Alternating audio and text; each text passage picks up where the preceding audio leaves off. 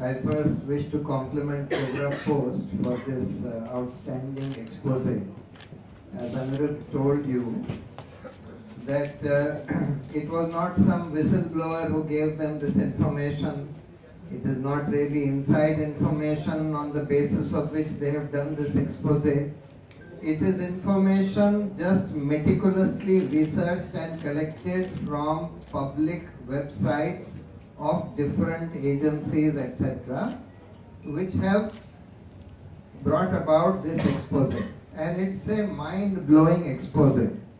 It shows, as Anirudh pointed out, see, 97,000 crores is the total loans taken by this Dewan housing, out of which this little research that they have done in the last couple of months shows that 31,000 crores have virtually been siphoned out by lending to these shell companies, and from there monies have gone to companies, private companies of these Vadhavans, and thereafter a lot of the funds have gone abroad to purchase assets abroad.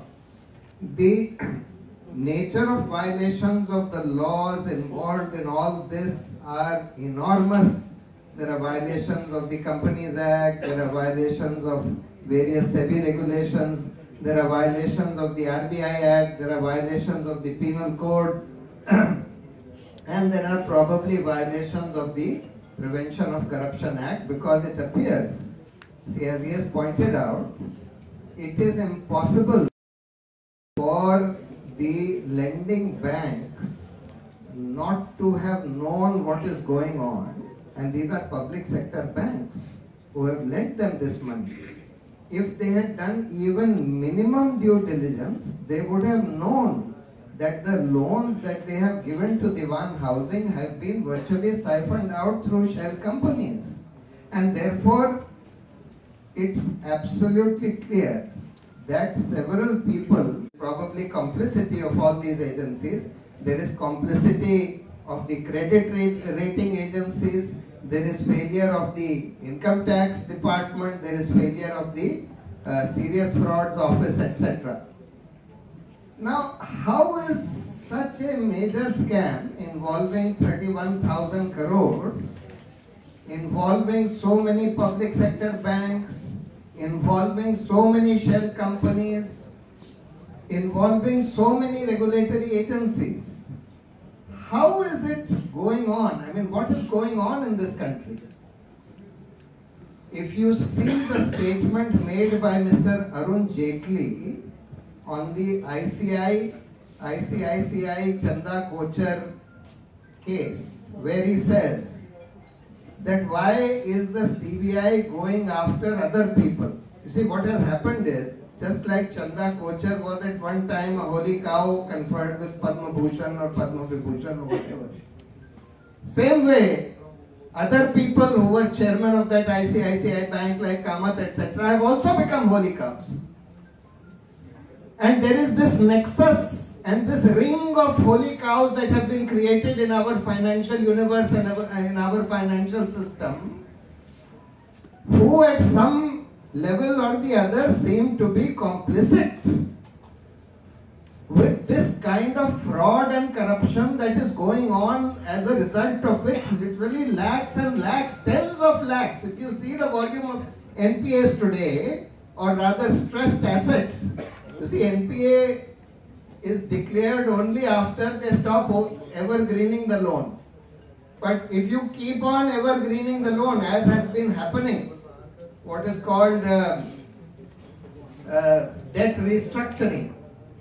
That means you give 1,000 crores, that company defaults. Now in order to cover up that default, you either restructure that loan or give them an additional loan. And then you don't show that as NPA. But it shows up as what are called stressed assets. If you look at the stressed assets in our entire public sector banking system today, they exceed 10 lakh crores. And nothing seems to be done to really correct this, as this case shows. On the other hand, attempts are being continuously made to keep the lid on all these scams, to prevent even the CBI from investigating the role of other directors, etc., who were involved in grant of that ICICI loan to Videocon, etc. All these people were involved. It was not Chanda Kochar alone who gave that loan. It was several people, and the CBI merely said that we need to investigate the role of those people. But Mr. Jaitley does not want that to be investigated. Chanda Kochar he can't say anything about because she has been caught with her till in the hand, with her hands in the till. So therefore he can't say anything about Chanda Kochar. He says that why is the CBI going after other people and so on. And the other thing to remember is that all this Dewan housing loans and the fraud companies, etc., which have been created and money siphoned out, has essentially happened after 2014. This gentleman who is sitting as our Prime Minister, he says, "ना खाऊंगा ना खाने दूंगा." ये सब क्या हो रहा है? 31,000 करोड़ इस तरह से फ्रॉड की तरह से आपके नाक के नीचे से, और इसका भी इन्वेस्टिगेशन होना चाहिए कि ये वधावन मोदी जी से कितनी बार मिले हैं, कब कब मिले हैं, क्या क्या इनके संबंध हैं। तो आपका वित्त मंत्री वहां अमेरिका में बैठकर ये कहता है कि भाई सीबीआई क्यों इन्वेस्टिगेशन कर रही है दूसरे डायरेक्टर्स का, जिन्होंने पार्टिसिपेट किया वो फ्रॉड लोन देने में वीडियोकॉन को। तो अब होना क्या चाहिए? देखिए, इतने सारे एजेंसीज, लोकपाल बनना चाहिए था, नहीं बनाया गया, जिससे कि इस तरह का इन्वेस्टिगेशन ना हो पाए, कोई इंडिपेंडेंट इन्वेस्टिगेशन ना हो पाए। सीबीआई की क्या हालत कर दी है आपने देखा, सब लोग देख रहे हैं। विसिल ब्लोअर कानून बन गया 5 साल पहले, उसको कार्यान्वित नहीं किया, जिससे कि कोई विसिल ब्लो कर ना पाए। बहुत सारे इसमें इनसाइडर्स होंगे जिनको पता होगा कि ये सब हो रहा है, लेकिन उनकी हिम्मत नहीं है बाहर आने की, क्योंकि उन्हीं के खिलाफ एक्शन ले लिया जाता है। और इसीलिए विसिल ब्लोअर कानून बनाया गया था कि उनको प्रोटेक्शन मिल पाए और उनको इम्यूनिटी हो, लेकिन उसको आज तक कार्यान्वित नहीं किया।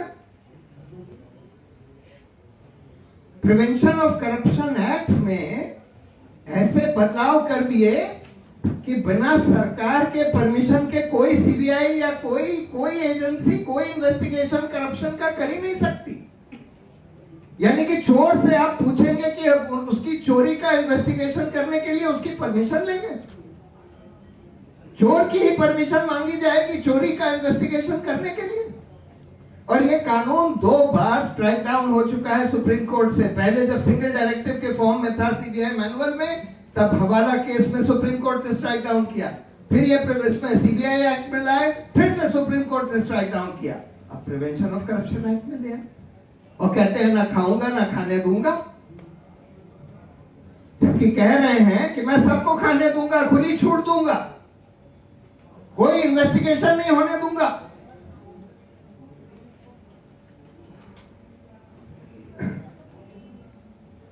और पॉलिटिकल फाइनेंसिंग जिसकी बात प्रेमशंकर झा जी ने करी, अरे भाई पॉलिटिकल फाइनेंसिंग में हम लोग कह रहे थे कि भाई ये पॉलिटिकल पार्टी सब कहती हैं कि हमको 1000 करोड़ मिल गया, छोटे छोटे डोनेशन से हमने चादर फैलाई, लोगों ने 5 रुपए 10 रुपए डाल दिए, 1000 करोड़ हमारे पास आ गया, हमको पता नहीं किसने डाल दिए।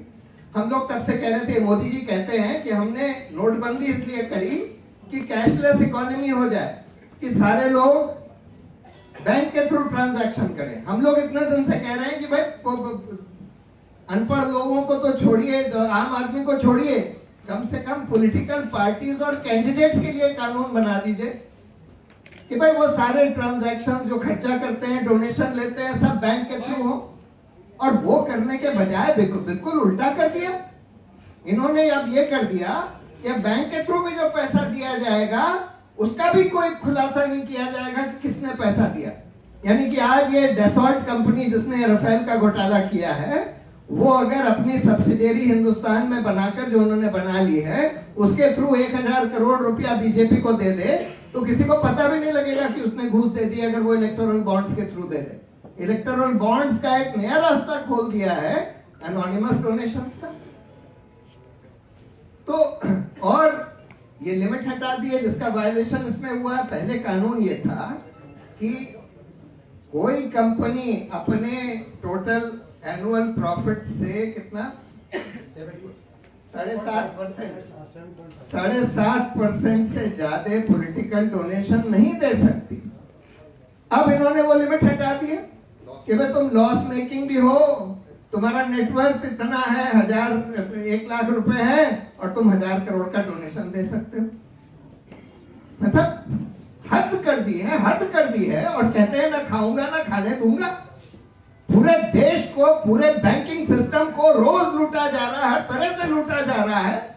नीरव मोदी भागकर इनके साथ हाथ मिला लेता है, वहां फोटो खिंचवा लेता है डेवॉस में। और मेहुल भाई जिसको कहते हैं हमारे मेहुल भाई यहाँ बैठे हैं, वो भाग जाता है एंटीगुआ। उसको क्लीन चिट दे दी जाती है जिससे कि वो भाग जाए एंटीगुआ और वहां की सिटीजनशिप ले ले।